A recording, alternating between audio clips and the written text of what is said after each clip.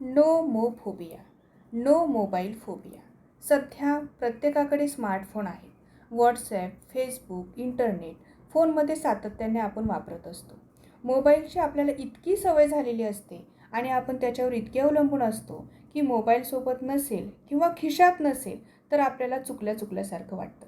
Mobile घरी विसरला असेल तर नैराश्य वाढते, चिंता वाढते. सोबत असूनसुद्धा जर रेंज नसेल किंवा कोणाचा व्हॉट्सअपवर मेसेज आला नाही तर आपली अस्वस्थता वाढत असते. दर थोड्या वेळाने आपण काही ना काही कारण देऊन मोबाईल आपल्या खिशात आहे किंवा नाही हे चेक करत असतो. या सर्व लक्षणांना नो मोबाईल फोबिया असे म्हणतात. नो मोबाईल फोबिया म्हणजे मोबाईलसोबत नसण्याचे भय होय. फेसबुकवर सुद्धा एखादा फोटो टाकला किंवा पोस्ट टाकली आणि त्याला इतरांनी लाईक केलेले आहे किंवा नाही हेच आपण सारखं चेक करत असतो.